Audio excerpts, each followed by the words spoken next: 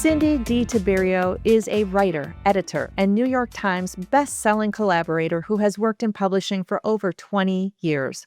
Her best-selling Substack newsletter, The Motherlode, is a feminist exploration of motherhood, marriage, and divorce. She's the former publisher of Literary Mama, and her writing has appeared there as well as in The Lily, Scary Mommy, Mother Magazine, The Brevity Blog, and The Voices Project. Before her writing career, she spent a decade as an editor at HarperCollins. Cindy, welcome. Thanks for having me. I am so excited to talk to you today because you have such an interesting story, I think, when it comes to marriage, divorce, the Motherlode, which is the name of your Substack. And I know you want to talk today about money mistakes that women make in marriage, and there are a lot of them, right? Yes. Yes. I think some of it is that I don't think women are taught to talk about money, think about money. It's still something that we're kind of socialized to, that it's unseemly, unfeminine to want money, care about money. So we're still kind of coming out of that. And that's sometimes why we give away some of our power in marriages, because we cede that area to the men in our lives. Well, giving up financial independence is the biggest mistake that I see, with women surrendering the control over the money and the decision-making over the money. And sometimes it's because it's the easiest thing to do. Sometimes it's because they don't like dealing with money. But it really sets them up for some problems down the road if the marriage doesn't work out. And even if the marriage does work out, it still creates some problems, right? Yes. Yes. I mean, for me, it came to a head when I went through a divorce. But I think for other women, certain things can come up. You see actually financial infidelity a good bit in marriages. And I do this series on the Substack called The Divorce Diaries, where I interview women anonymously about their divorces. And the number of times that women, when they go through divorce, learn about all this stuff that went on behind the scenes they weren't aware about, whether it's taxes that are owed, whether it's husbands taking credit cards out in their wives' names that they don't know about. There's a lot of stuff that goes on behind the scenes. And so I think whether you're headed towards divorce or not, financial transparency in a marriage needs to be paramount from the start. We don't always mean for these things to get kind of hidden, but as someone takes over more and more of the finances, as you get busier and busier with motherhood and career and all the things, you can kind of just stop looking in that area. And that's where you can find yourself in a good bit of trouble. I think even if you decide that it works best for your family, that your husband manages the finances for you and handles the budget and the paying of the bills, that can be an okay thing. But it's that financial transparency that you talked about that is really key. If you are not going to be actively involved in the money, you still need to have insight into what's going. You still need to be keeping an eye on what's happening, right? Yes. And I mean, I think this is, what I would say is you want to have like an annual financial meeting of the minds, just like you would if you were, co-partners in a business, and you are partners in a business when you're running a family. And so you want to have an annual time when you're looking at things, not just for the transparency, but to plan together, to understand, okay, are we saving for retirement? How much are you saving? How much can I save? To make sure that those things are being talked about. Again, I think, there's so many different ways to set up finances in a marriage. Actually, the New York Times, I think business section just had an article this past weekend about how important something kind of like if you have joint finances, it's better for your marriage. Which I had some thoughts on that, but I mean, they were clearly trying to argue for that. And I think joint finances can be good, but there's so much else that needs to go on with that. And again, I think one of the biggest issues that happens, and one of the ways women do cede control of finances, is when they take when their careers hit pause due to caretaking demands. So they're not bringing in as much income. And so then sometimes it gets shifted over to the one who is earning most of the money, when, that's where I think things can kind of go off the rails. Well, this is a great place to go into your personal story with your marriage, your kids, your divorce, because I know that it was the intersection of caregiving and career that really brought some things to a head for you and your ex-husband, right? Yes. Well, I'm like one of the millions of moms who ended up uh quitting completely during the pandemic because my kids were in kindergarten and 3rd grade, and I'm a writer, and writing is not something you can do in these small little chunks between Zoom school when your kids never leave. And so what happened is when I stopped working during the pandemic, it made me realize I was frustrated that that is what happened. My ex did not ask me to do that, but he runs a business. I, as a writer, worked like contract work. So I could just choose to like not take on a new client for a time versus like he didn't have that option. So I understand why I made that choice. I didn't realize that choice would really kind of wake me up to all the ways I'd sacrificed myself throughout motherhood, even before the pandemic hit.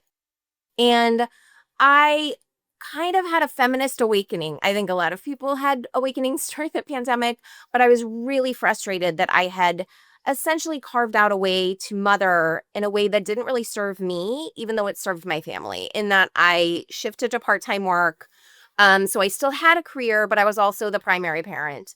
And I actually think part-time work is a little bit of a tricky situation. It seems like the best solution, like, oh, I still have my career, but also I'm there. What happens is you're doing 2 full-time jobs, and because when you work part-time, you become the default parent. So then you're always the one who's doing all the things, but you're also still working, and you just feel like you're pulled in too many different directions. Besides the fact that, again, anytime you step out of the workforce as a mother, you are giving up a huge amount of money in terms of what you will earn in the future. And so I mean, that's the decision I made then. I'm not sure I would make it now, but again, you only know what you know. But yeah, that was a really difficult point for us. The pandemic was hard on every marriage, but it was particularly hard for us because I found myself in the position of being like a stay-at-home mom, not earning any money, and that never was a place I wanted to be. Well, I think for many families, it seems to make sense for mom to downshift that career, either go to part time or maybe not accept a promotion. And in many families, stop working altogether. Well, I'll put my career on pause for the next 6 years and then I'll jump right back into it. What kinds of things are women and their husbands not thinking about when they're making this decision to do the downshift? Yeah. I mean, I think mainly it's that, again, stay-at-home motherhood used to be described as a privilege, like, oh, aren't you so lucky you get to stay home? And now I think we're seeing that it's actually a sacrifice. It's a huge financial sacrifice. If you're out of the workforce for even just 1 year, your pay goes down by 38% and like never recovers. So I mean, again, also this is societal. There's the motherhood penalty, which is very real. Whether you stay in the workforce or not, you get paid less when you're a mother because our society thinks you're not as dedicated to your career. So everything is kind of broken there. But I will say what happens is we don't take into account what that means for your career 6 years later. It's very hard to get back into the workforce. And then it's often not 6 years because even when they're in kindergarten or elementary school, school still gets out at 3 p.m. So you're still not able to take on full-time work. And again, it can work for a family for a time. What happens is when you get divorced and you've put your career on hold, then you're in real trouble because now you're expected to be self-sufficient almost Immediately. and yes. Um, and yet you've been out of the workforce for a number of years, and that sacrifice gets turned into a choice. If your ex doesn't want to have to support you through that transition, they'll be like, well, I didn't make you do that. That was your choice. We could have hired a nanny, et cetera, et cetera. And so one of the things I really warn people, I think this is one of my new kind of things that I've been talking about is when you have children, I think all couples should decide to create a postnuptial agreement, again, similar to a prenuptial agreement, but you start to iron out what happens if we get divorced. I'm taking a hit for my career. So are you going to commit to as many years as I take out of the workforce? You're going to pay me spousal support? because I'm not going to take a step back if I'm not going to be protected if something should happen. Now, I recognize when I got married, I never would have signed a prenup, never would have done it. But I think we're understanding prenups and postnups differently now. And it's not like, oh, only for the rich. It's to set out terms. Again, I went through a divorce recently, just signed in November. It was very lengthy because these things were not spelled out ahead of time. So postnuptial agreements really just you spend a little money now to lay out the groundwork to make sure that everyone is protected upon divorce. Because again, spousal support isn't mandated and it's very hard to get. You have to go to court. If your spouse doesn't want to pay spousal support, they don't have to unless you take them to court, and taking them to court is very expensive. Right. So when we're talking about this feminist guide to money and marriage, what you're really talking about is entering into this contract, this postnuptial agreement, which is just a contract that says, hey, we're married and this is how we want to manage the finances both now and in the event that we should ever separate and decide to divorce. And I know that you think that a postnuptial agreement could actually save a marriage. Tell me Yeah. more. Well, I think what it does, again, first of all, to do a postnup, you have to disclose all the assets. So it provides that transparency that may not have been there. So in some ways, that can kind of ruin a marriage. But if you then bring all the things and you can actually start talking about, okay, how have we managed the money up to now? Do we like that? Does it feel fair? Do we want to change the terms? What would make us both feel valued and like true partners? You have all of those conversations in the process of setting up this agreement, because it is obviously there are some parameters for if you do get divorced, but you can also put stipulations in there about how you want to split finances now. Are we going to keep all our money's in one account? Would it feel good if we each had our own separate account that we had discretion over? Okay, then let's figure out how we want to do that. And I have to give credit to Aaron Thomas, who I know who's the prenup guy. He and I and Eve Rodsky actually have talked a lot about this. Like, what would it look like? So a lot of these ideas come from his really great book, which is called The Prenup Prescription. Seems silly that I, a divorced woman, would read that book, but I read that book because I'm like, oh, this is how a marriage could work in a way where, we're equal playing fields and we're acknowledging each other's contributions and we're talking about the hard stuff. Again, it can be so easy to skip over all that in the midst of motherhood and work and all of that. But if you're not on the same page and valuing each other's labor, it's going to come out in other ways. So I think sitting down with a lawyer and your spouse to talk through all these things in the midst of your marriage, I think can only strengthen it. Or you have those conversations and you maybe save yourself a few years of pain and just call it what it is. You don't see each other the same way, and maybe it's time for a divorce. Now, going through that prenup process, in addition to having that full disclosure about how the money is and how you agree that the finances are going to be, I know that you think this process is important because it can also bring financial infidelity to light. And like you said at the very beginning, there are a lot of women who don't realize what is going on with their finances in terms of, a client of mine whose husband had secretly taken out an auto loan in her name. She thought he had paid cash for a car that he was driving. And in fact, he had gone online, pretended to be her, and had a loan in her name. Yeah. Yeah. No, again, unless you have some protections in place, I mean, I'm even like, gosh, should we all just be doing a credit check on ourselves every year? Like, what can we be doing to make sure that these things aren't happening? I think it's extremely common.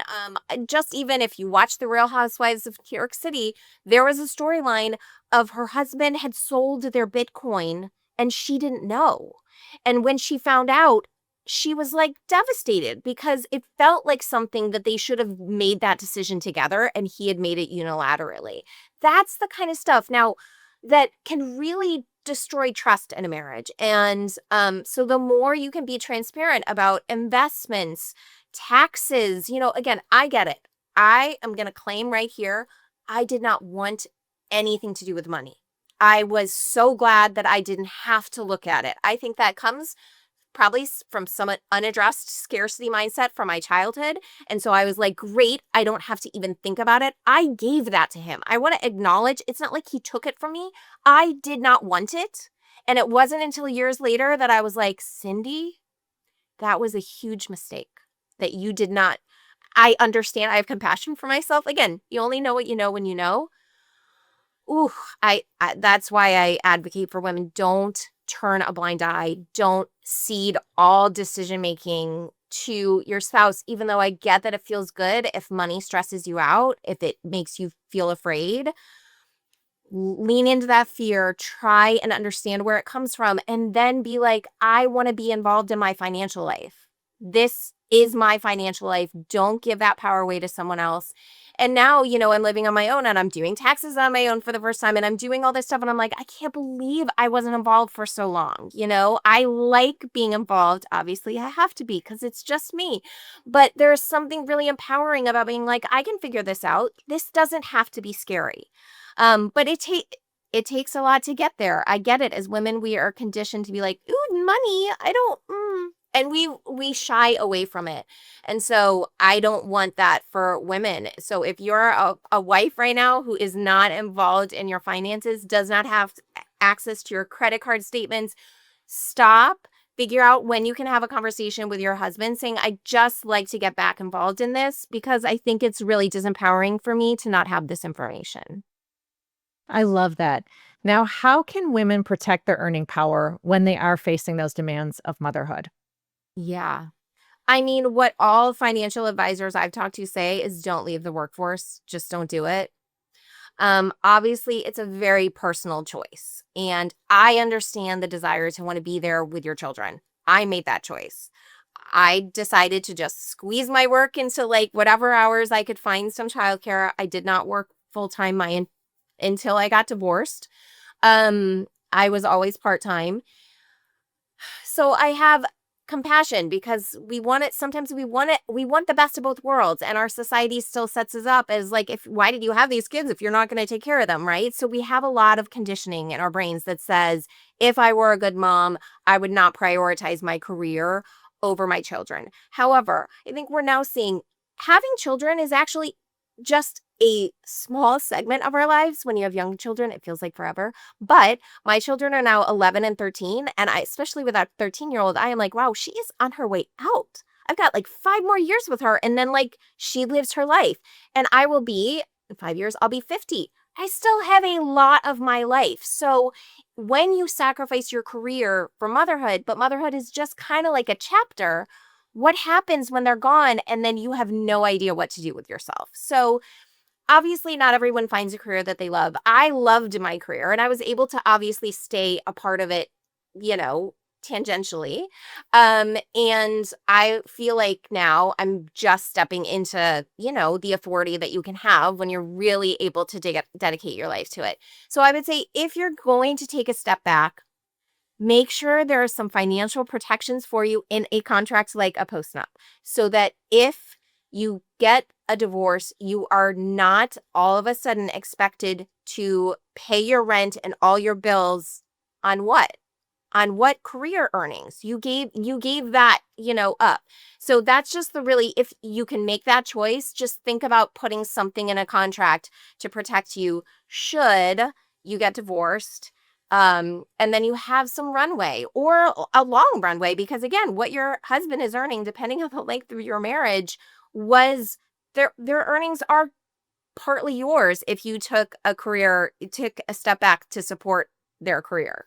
Again, it's not something most people don't think about it in that way, but I love the conversations. People are now talking about that, saying, no, like those earnings are partially yours. That's what alimony is. You helped them reach those levels. So Exactly. This was such a valuable conversation.